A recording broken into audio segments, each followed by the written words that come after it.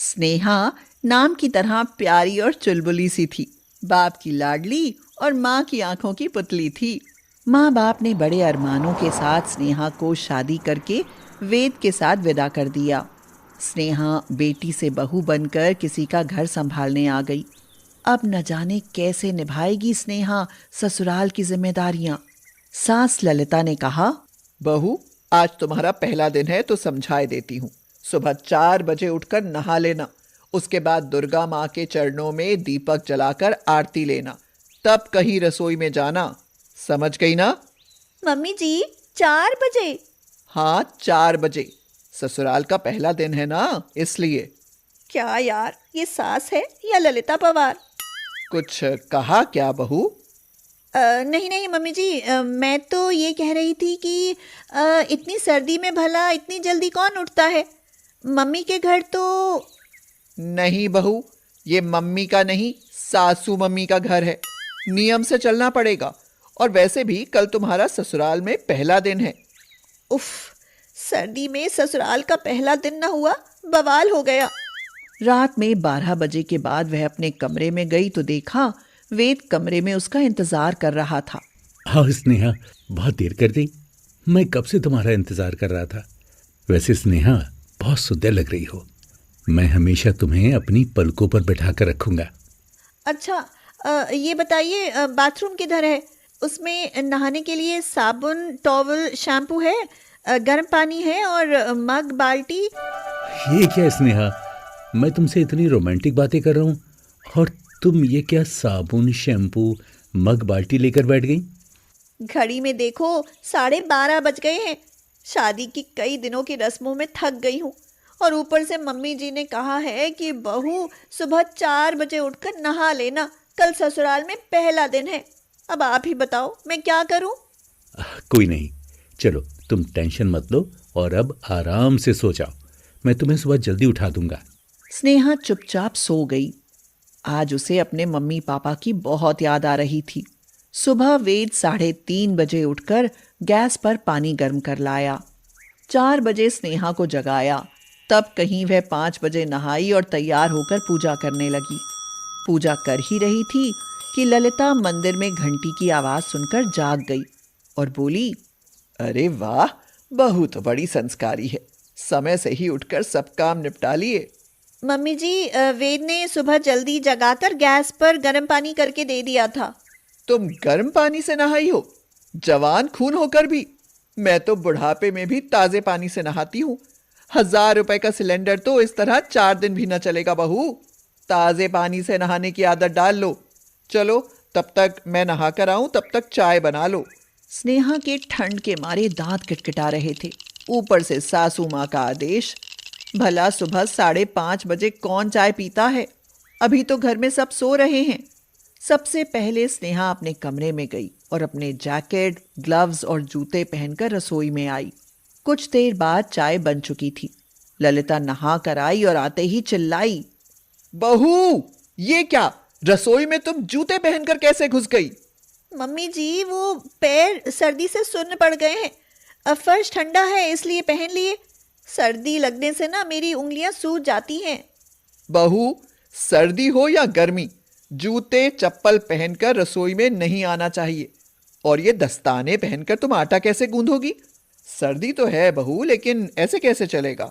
स्नेहा का ससुराल में पहला दिन ऐसा होगा, उसने ऐसा कभी नहीं सोचा था। उसकी आंखों में आंसू भर आए। उसने सब काम निपटा लिया। फिर देखा कि उसकी ननद डिम्पल 11 बजे तक भी सोई हुई है। ललिता हाथ में चाय का कप लेकर उसे बड़े प्यार से जगा रही है और कह रही है, उठ जा डिम्पल बेटा, अगले महीने तेरी शादी है। इसीलिए तो सो रही हूँ मम्मी, वहां सासू माँ मुझे कहाँ सोने देगी। कैसे नहीं सोने देगी? कुछ कह के तो दिखाए मेरी फूल सी बच्ची को। अब स्नेहा किससे कहे कि वह भी किसी की फूल सी बच्ची ही थी। रात में ललिता ने कहा, अरे बहू, जरा कुछ देर पैर तो दबा दो, बहुत दर्द हो रहा है। स्नेहा पैर दबाने लगी, मगर रात में देर से सोने और जल्दी उठने के कारण उसे बहुत जोर से नींद आने लगी थी। ललिता ने कहा, चलो ठीक है, अब जाओ, सो जाओ। भगवान तुम्हें चांद सा बेटा दे। मम्मी जी, अगर मैं ऐसे ही 12 बजे सोकर 4 बजे उठती रही तो आपका आशीर्वाद कभी पूरा नहीं होगा। कुछ कहा क्या बहू? नहीं मम्मी जी, भला मैं आपको कुछ कह सकती हूँ? रात बीत गई। अगली सुबह फिर वही सब। ललिता सुबह सुबह घर की सारी चादर और पर्दे इकट्ठे कर रही थी। जैसे ही स्नेहा रसोई में चली, ललिता ने टोक दिया। अरे रुको बहू, कहाँ जा रही हो? मम्मी जी, चाय बनाने। तुम चाय वाय रहने दो, मैं बना लूंगी। तुम ये कपड़े धो लो, शादी में सब गंदे हो गए हैं। मम्मी जी, इतनी सुबह? अभी तो 6 बजे हैं। पानी बहुत ठंडा है और इतने सारे कपड़े। बहू, तुम्हें कुछ जरूरत से ज्यादा ठंड लगती है, कपड़े तो धोने ही पड़ेंगे। ठीक है मम्मी जी, मैं ना मशीन लगा देती हूँ। अरे नहीं बहू, इस महीने तो वैसे ही बिजली का बिल बहुत ज्यादा आएगा, ऐसे काम ना चलेगा। कुछ बचत करना सीखो, इसलिए कपड़े हाथ से धो लो। स्नेहा रोते रोते कपड़े हाथ से धोने लगी। ठंडे पानी में काम करने से उसके हाथ पैरों की उंगलियां सूज गईं, लेकिन वह चुपचाप सारे काम करती। डिंपल की शादी का समय आ गया। विदा के समय ललिता डिंपल की सास से बोली, समधन जी, मेरी एक ही बेटी है, मैंने बड़े लाड प्यार से पाला है इसे। अपनी बेटी समझकर इसका ध्यान रखना। अरे समधन जी, चिंता मत करो। आपने जैसे अपनी इकलौती बहू को रखा है, मैं भी बिल्कुल इसका ऐसे ही ख्याल रखूंगी। ये सुनते ही ललिता के कान खड़े हो गए। उसे अपना कहा और किया सब याद आ गया। 2 दिन बाद ही डिंपल रोती हुई वापस आ गई। ललिता ने हैरानी से पूछा, क्या हुआ मेरी बच्ची? अरे तुम इस तरह रोती हुई वापस क्यों आ गई? मैं अब उस घर में वापस नहीं जाऊंगी माँ। जानती हो, मेरी सास मुझे सुबह 5 बजे उठाकर ताजे पानी में नहाने को कहती है। पहले दिन ही ठंडे पानी में कपड़े धोए और बर्तन भी धोए। ये देखो, मेरे हाथ ठंड से लाल पड़ गए हैं। हाय मेरी बच्ची, अब मैं दोबारा तुम्हें उस घर में कभी नहीं भेजूंगी।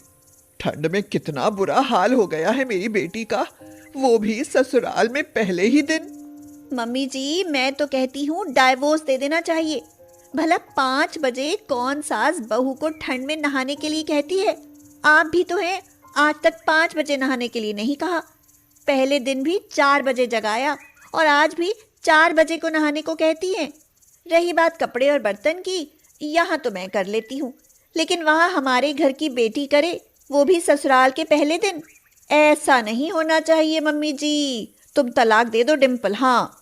ललिता स्नेहा की बात सुनकर बहुत शर्मिंदा हुई। वह समझ गई कि जैसा उसने अपनी बहू के साथ किया, वैसा ही उसकी बेटी के साथ हुआ। अगर सब सास बहू को बेटी की तरह समझने लगे, तो किसी भी बहू का ठंड में ससुराल का पहला दिन ऐसा नहीं होगा। ललिता बोली, बहू मुझे माफ कर दो, मैं भूल गई थी कि तुम भी किसी की बेटी हो। आज के बाद जब तुम्हारा मन करे तब नहाना, बर्तन और कपड़े हमेशा गर्म पानी में धोना। स्नेहा अपनी सास की बात सुनकर बहुत खुश हुई और कहने लगी, डिंपल, इतनी टेंशन मत लो, मैं आपकी सासू माँ से प्यार से बात करके सब ठीक कर दूंगी। उसके बाद स्नेहा ने अपनी आप बीती डिंपल की सास को बताई तो उसकी आंखें नम हो गईं। उसने स्नेहा से वादा किया कि अब वह कभी भी डिंपल को जल्दी उठकर नहाने के लिए नहीं कहेगी। और फिर डिंपल अपने ससुराल चली गई। अब स्नेहा और ललिता ठंड में देर तक सोती और गर्म पानी में काम करती, लेकिन ठंड में ससुराल का पहला दिन वह आज तक भी नहीं